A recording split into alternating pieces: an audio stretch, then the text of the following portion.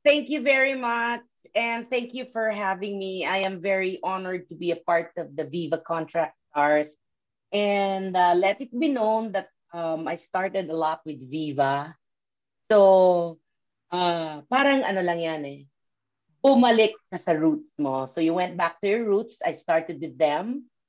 And then everything went in different ang tawag mo dito, different ways. But then now I'm back with Viva.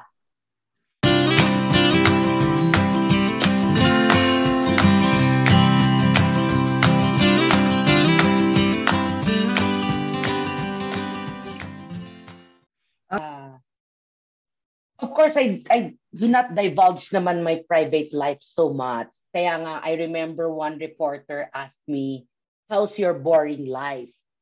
Oh, Sinabi niya sa akin yon, how's my boring life? Kasi daw, parang hindi ako nasusulat ng chismis, intrigue, or anything. And then I just smiled and said, it's not boring. I'm just quiet about my private life. So, my husband and my kids are all citizens, and I've been a permanent resident here in the United States for over 10 years. So, kung minsan mapapansin nyo noon sa Bulaga, uy, ba't biglang nawawala si Rubita? So, lolokohin nila ako pagpasok ko na, oh, balik bayan, lolokohin nila ako.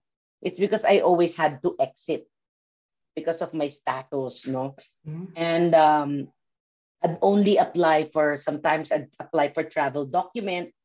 Pag na-approve, o the better because I can stay out of the United States for a year or 2 years, depende sa ma-approve sa length ng travel document.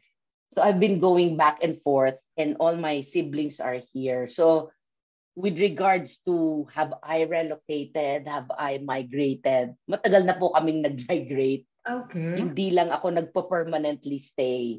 So now, with this situation, the pandemic and all, but that's not the real the cause. It's matagal na po kasi ito na nakaplan na magbe-break dapat talaga ako because as everybody knows, my son, ay hindi ko kinahihiya and I'm very proud of him.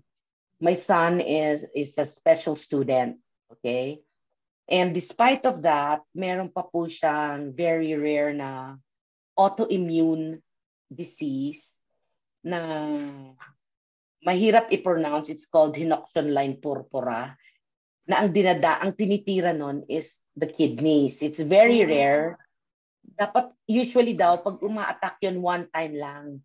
Kaya lang yung kanya chronic, kaya rare kasi hindi dapat ulit-ulit yung sa kanya talagang dire-diretso kaya na-damage yung kidneys niya. So when nandyan sa Manila, meron siyang mga nephrologist na ano na nga siya, na kidney biopsy na kasi he already has stage 2 nephritis. So we had to bring him here since he's a citizen to get a medical treatment kasi ayaw, sabi nung mga doktor dyan, sabi, sige pa-check nyo na kasi they have better medications, they have, they're more advanced in some ways. So we have a doctor here and what he's trying to avoid with the medication of my son, we're avoiding that he gets dialysis at a very young age or at the worst case scenario is yung kidney transplant because he's too young. He's too young to get that. Kaya, since kailangan niyang mag-medical treatment dito, alangan naman wala ang ina. yes. Pwedeng wala ang ama, pero ang ina hindi. Totoo yun. Family first, it's my son. Bakit ba tayo nagtatrabaho? Like me, ba't ako nagtatrabaho? Para sa mga anak ko. Lalong-lalo na sa kanya. Para kay AJ. So, we discussed about this. Unti-unti kasi namin itong ginawa. Hindi yung, bigla na lang. Hindi po. Matagal nang nakaplano to. So, Bulaga also is aware of it. I talked with them. Dapat po kasi last year, when I had a meeting with GMA to do Oh My Love, that was January, I told them that I'm leaving ng April for the US for my son and then for work. And then they said, oh sige, pero can you do it for at least a month, March? Tapos late April ka dumating, nagpaalam ako, pumayag sila para magawa ko yung Oh My Love. Nag-pandemic. na-lockdown tayong lahat. So, I was in still communication with the consulate here regarding my status. And since ngayon medyo nag-open na, ngayon ako nakarating. Saka tinapos ko na yung Oh My Love. At last week na po ngayon, sana subaybayan nila kasi finale week na namin. So now, I'm starting it here because paano na kami mabubuhay kung hindi naman ako mag-work?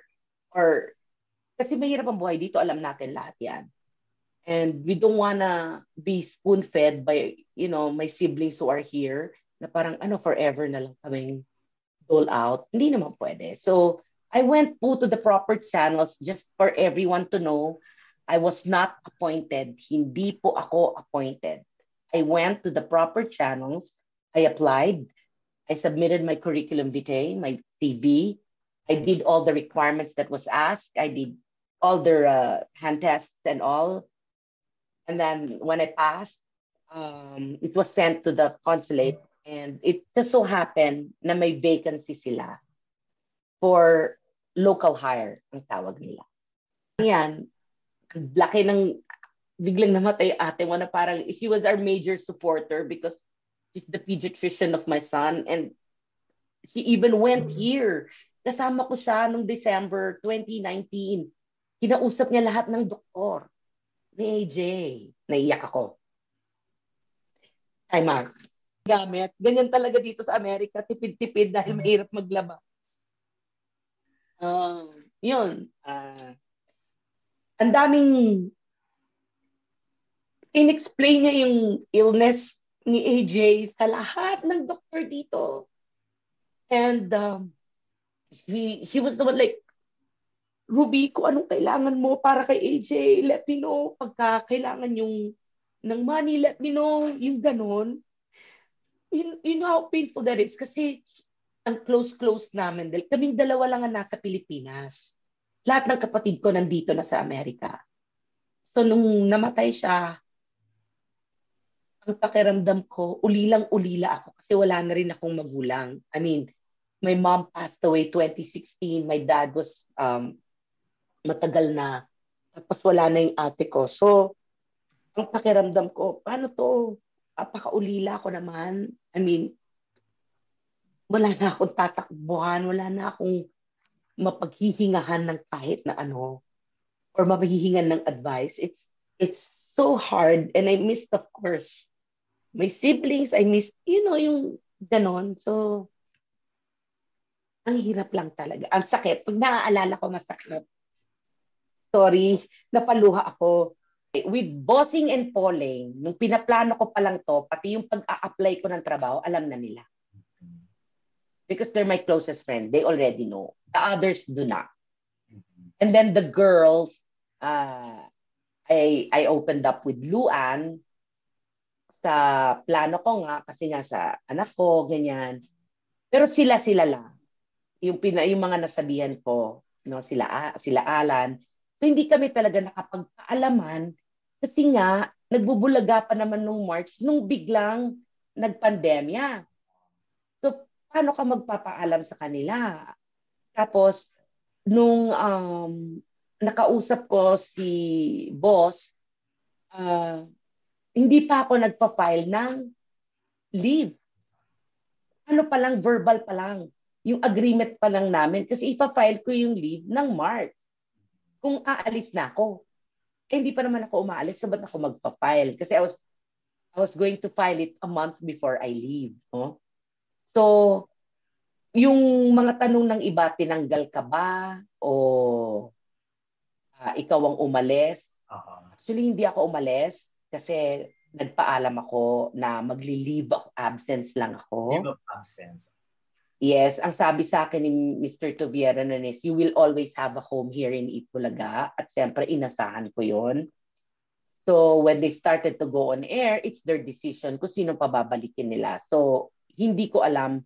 Ang makakasagot lang kung tinanggal ako o hindi ay sila. Yeah. That's why I always say, please ask them. I don't know how they will answer it if they're going to say na he took a leave hindi ko pa napafile nung nag-start sila mag-air.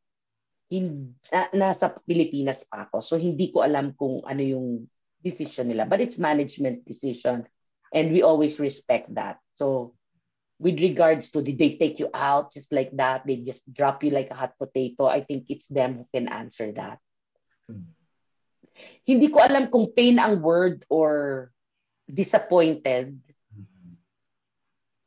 Kasi syempre, I've been with you for 31 years just like that. I mean, walang pagpapahalaga ba? I mean, yun yung naging question ko lang. But, I don't know. Honestly, malay naman na pagbalik ko, di ba? Hindi natin alam. Sad si Poleng nung pupunta na ako dito. Kasi, chikahan pa rin kami noon eh. Pero nangungumusta yan ako, kumusta ang work, o ano na, hindi ba nakakatakot yung subway, ganyan, nagkukumustahan naman kami. Parate.